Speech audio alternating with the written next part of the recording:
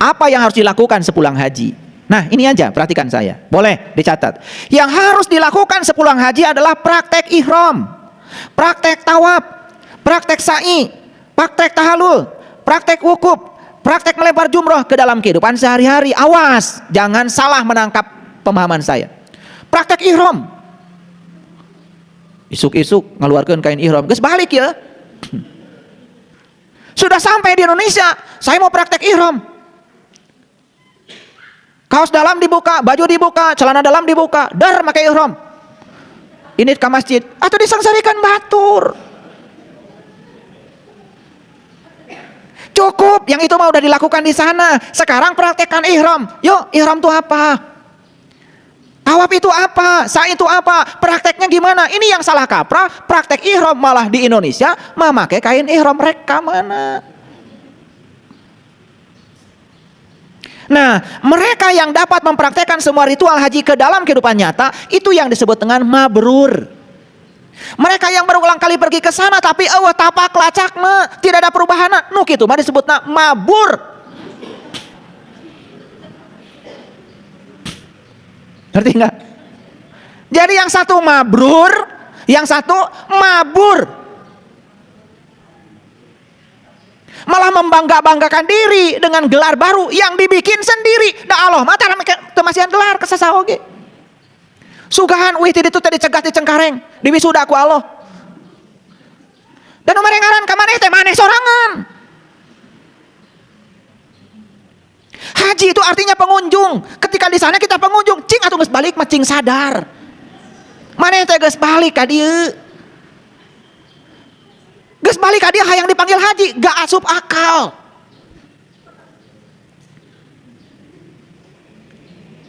Ini ketidaksadaran ini sudah mewabah di kita. Kenapa?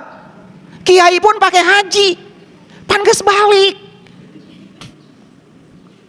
Orang-orang di perguruan tinggi pakai gelar-gelar, profesor, doktor, haja, haji, nanaonan. Ngartos henteu? Kalian juga sama. Sahur Bu Haji oge.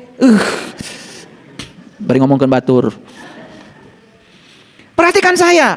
Siapa yang mabrur adalah mereka yang mampu mempraktekkan semua ritual. Kan saya bilang tadi, agama bukan hanya ritual, tapi agama adalah perubahan perilaku.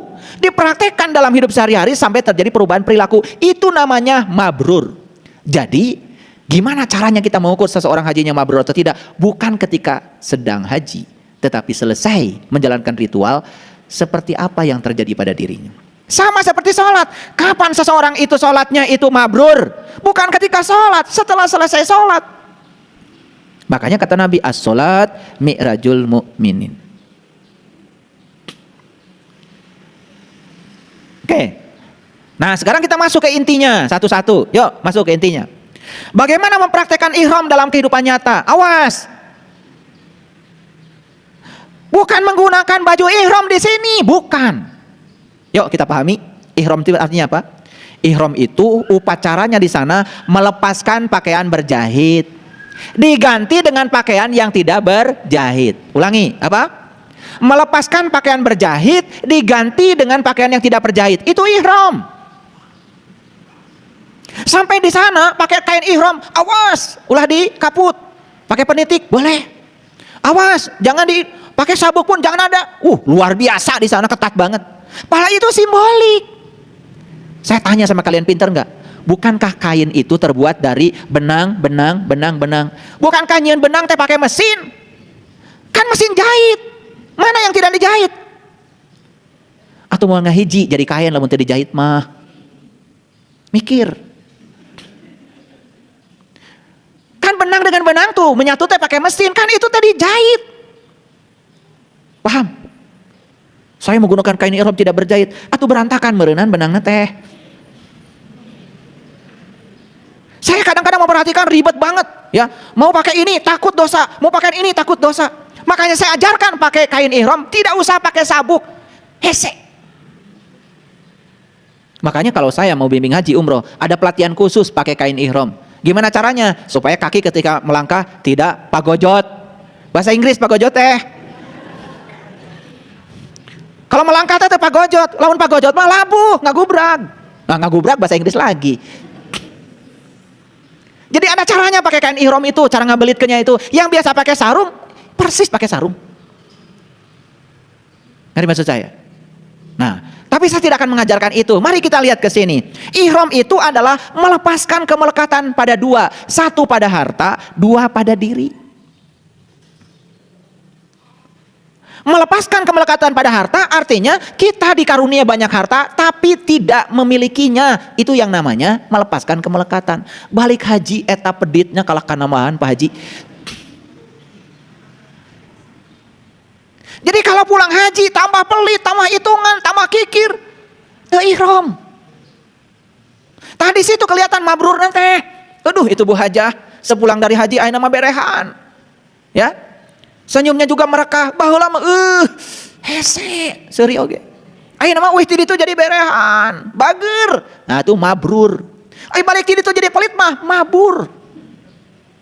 Nah, inilah sebenarnya indikator karena enggak paham. Orang merasa kalau sudah selesai dari sana, saya sudah jadi ahli surga, keheula. Makanya perhatikan saya, orang baik itu tidak mesti masuk surga. Karena orang baik itu dimanapun dia tinggal, tempat itu akan jadi surga. Kehadirannya saja membuat situasi jadi surga. Itu orang baik. Makanya kenapa orang baik itu tidak memilih surga sebagai tempatnya? Kenapa? Mun orang baik semua milih surga, atuh saha nu rek ngomean neraka. Maka jangan-jangan tinggal di zona nyaman. Lepaskan jubah kita, turun gunung. Lihat semua orang suci turun gunung. Tidak selamanya Nabi Muhammad tidak di Gua Hira terus turun gunung. Yuk turun gunung. Ke kampung-kampung lihat orang-orang yang susah. Berapa banyak orang yang gak makan. Santuni mereka. Gitu. Gitu gak? Ada gak orang pulang haji ke kampung-kampung ngebagi ke duit? Nah, ayo gak? Tambah pelit. Nah itu melepaskan kemelekaan pada diri itu dua. Satu, melepaskan keserakahan pada yang diinginkan. Yang kedua, melepaskan kebencian pada yang tidak diinginkan. Itu. Karena manusia itu melekat pada dua. Melekat pada keserakahan pada yang diinginkan. Yang kedua, melekat pada kebencian terhadap yang tidak diinginkan. Kan gitu aja manusia. Terhadap yang diinginkan terus aja pengen dapat. Terhadap yang tidak diinginkan terus aja pengen menghindar. Menendang dan mencengkram. Eureun atuh kalau sudah ihram. Yuk, sekarang kita koreksi ya pada diri kita. Nih yang sudah pada pulang haji nih, selamat ya, sudah datang di tanah air. Sekarang saya tanya, geus bisa ihram acan di dia? Pakai kain ihram di sana, babari.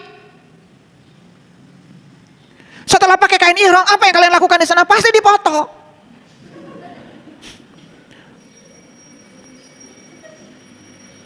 Udah bisa diprediksi. Pasti dipoto, buru-buru disebarkan pada semua orang. Saya sudah berhaji. Teu puas, ngareneng jeung ontak. Tuh, sari kan? Tata nu seri pangtarik nanti pasti rumah saeun. Jadi bukan mikir, kenapa saya pakai kain ihram? Kenapa yang pakai kain ihram laki-laki? Kenapa perempuan gak pakai kain ihram? Pernah nanya enggak? Nah, tuh nanya tuh. Coba pertanyakan, kenapa yang pakai kain ihram cuma laki-laki? Apaan haji itu perjalanan ruhani. Laki-laki dalam bahasa Al-Qur'annya ruhani. Jadi simbol dari laki-laki pakai ihram, sucikan jiwamu, sucikan jiwamu. Dan badanmu mah tidak bisa dibersihkan. Rek wudu ku cai jam-jam di ditu tetap aja air kencing aya di jero awak urang. Kadang-kadang mohon maaf ya, orang Indonesia luar biasa. Ketika dibilang, kita sekarang wudunya pakai zam-zam, istimewa. Istimewa lebah manana? Cai kene. Ngerti tak wudu teh naon? Wudu itu artinya berpisah, bukan bersuci. Memang sudah berpisah kamu dengan yang selain Tuhan? Apa kamu sudah ihram? Itu pertanyaan. Yuk. Karena ada HP nih di Indonesia. Di sana ada HP juga. Begitu sampai di sana, boro-boro perjalanan spiritual, seetik nelpon. Kada eta warung